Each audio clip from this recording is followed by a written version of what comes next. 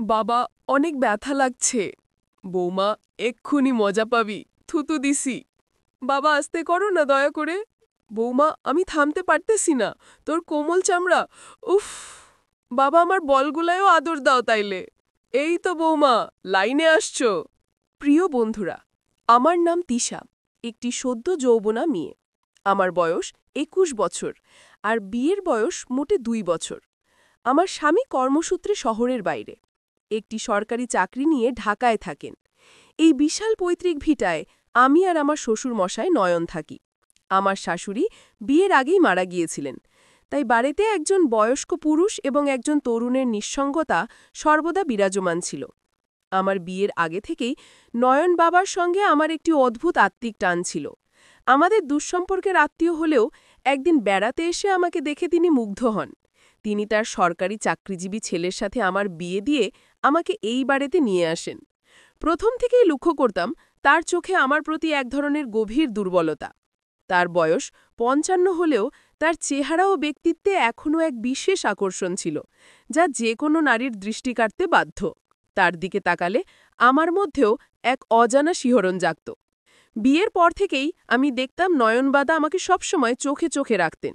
তার দৃষ্টিতে শুধু স্নেহ নয়, এক ধরনের চাপা মুগ্ধতাও আমি লক্ষ্য করতাম। আমি মনে মনে ভাবতাম হয়তো তার মেয়ে নেই বলেই তিনি আমাকে এতটা আদর করেন। কিন্তু মনের গভীরে আমি জানতাম এই সম্পর্কটা সাধারণ শ্বশুর বৌমার সম্পর্কের চেয়ে অনেক বেশি কিছু। তিনি সবসময় আমার খোঁজ খবর নিতেন। বৌমা, তোমার কোনো অসুবিধা হচ্ছে না তো? যখন যা লাগবে নিঃসংকোচে আমাকে বলবে, তিনি বলতেন। তিনি আমার কাজের প্রতি এক ধরনের বিশেষ মনোযোগ দিতেন।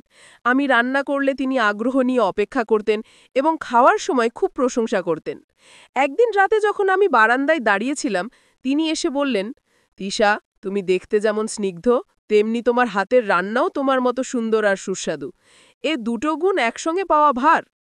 তার এমন মিষ্টি কথায় আমি লজ্জা পেতাম, কিন্তু মনে মনে এক ধরনের গর্ব অনুভব করতাম। তার প্রশংসা আমার মধ্যে এক বিশেষ স্থান করে নিয়েছিল। আমি যেন তার সেবা যত্ন করার জন্য আরও বেশি আগ্রহী হয়ে উঠতাম। আমাদের মধ্যে এমন এক অদৃষ্ট বোঝাপড়া তৈরি হয়েছিল, যা বাড়ির নিস্তব্ধতাকে এক ধরনের চাপা উষ্ণতা দিত। সেদিন ছিল ভরা বর্ষার এক অলস বিকেল। দুপুর গড়িয়ে প্রকৃতি যেন রুদ্র মূর্তি ধারণ করল। বাইরে অঝোরধারায় বৃষ্টি, মেঘের গর্জন আর বাড়ির ভেতরে নিস্তব্ধতায় যেন সবকিছুকে আরও রহস্যময় করে তুলল। আমি বসে ম্যাগাজিনের পাতা উল্টাচ্ছিলাম, যখন হঠাৎ আমার শ্বশুরমশায় নয়ন আমাকে ডাকলেন। তিশা, তার কণ্ঠস্বর সামান্য চাপা, একটু আমার ঘরে আসবে? আমি তার ঘরে প্রবেশ করে জিজ্ঞেস করলাম, বাবা, কি হয়েছে? তিনি খাটের কিনারায় বসেছিলেন। পায়ের পুরনো বাতের ব্যথাটা আজ খুব কাবু করেছে। তুমি কি একটু তেল মালিশ করে দেবে? তার চোখ আমার চোখে স্থির হলো। আমি বললাম, "আ, ঠিক আছে বাবা, আপনি একটু অপেক্ষা করুন, তেলটা গরম করে আনছি।" রুম থেকে বেরোনোর সময় আমার হৃদস্পন্দন সামান্য বেড়ে গিয়েছিল। আমি দ্রুত রান্নাঘরে গিয়ে সর্ষের তেল গরম করলাম। তেলের পাত্রটি চুলার উপর ছিল, আর আমার মন ছিল অস্থির। আমি স্পষ্ট বুঝতে পারছিলাম এটা কেবল শারীরিক ব্যথা নয়।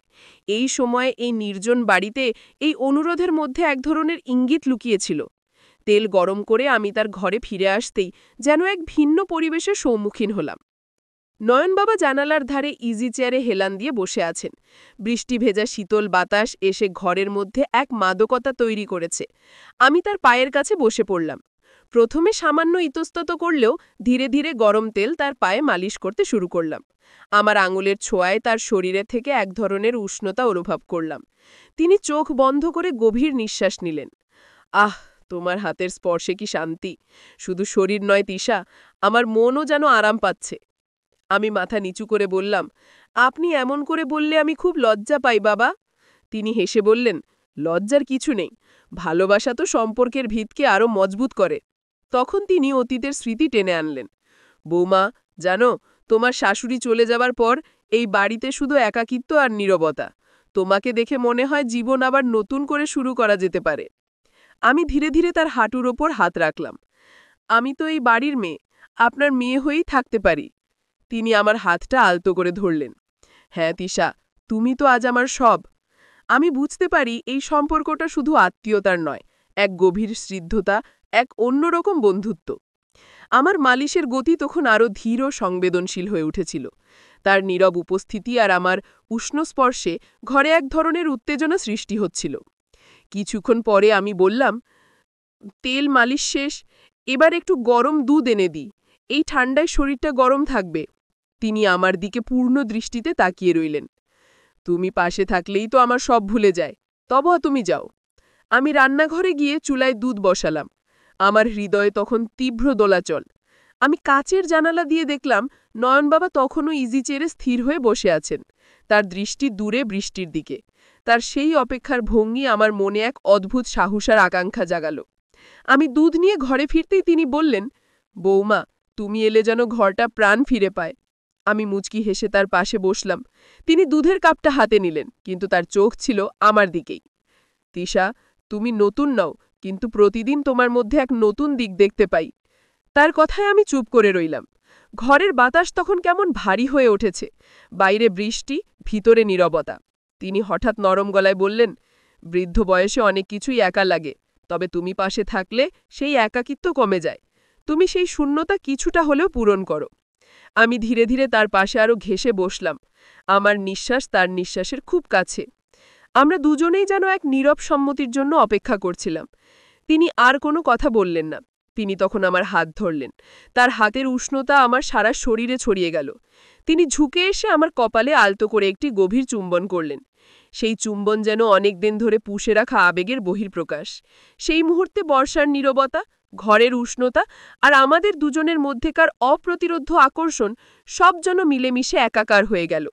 সকল সামাজিক রীতির গণ্ডি, শ্বশুর বৌমার সম্পর্কের সমস্ত হিসেব নিকেশ সেই মুহূর্তে অর্থহীন হয়ে পড়ল। আমরা দুজন দুজনের মাঝে হারিয়ে গেলাম। আমি নিজেকে তার কাছে সঁপে দিলাম। তার উষ্ণ আলিঙ্গনে আমার সমস্ত দ্বিধা আর লজ্জা দূর হয়ে গেল। স্বর্গীয় সুখের মতো এক অনুভূতিতে আমরা দুজন দুজনের মাঝে প্রবেশ করলাম। সেই মিলনের চরম মুহূর্তে নয়ন বাবা আবেগকম্পিত স্বরে বললেন, কেন তুমি আরও আগে আমার কাছে এলে না তিশা? আমি তার বুকে আশ্রয় নিলাম। আমার সারা দেহ মন তখন ছিল এক অদ্ভুত পরিতৃপ্তিতে ভরা। আমাদের দুজনের মাঝে এক নতুন, গভীর এবং গোপন সম্পর্ক তৈরি হলো। সেদিন থেকে সেই বিশাল বাড়ি আর শুধু নিস্তব্ধ থাকত না, আমরা মাঝে মাঝে এইভাবে একসাথে একান্ত সময় কাটাতাম, যা আমাদের মনের গোপন খুশি দিত। এইভাবেই আমাদের সম্পর্ক সময়ের সাথে আরও গভীরে পৌঁছে গেল।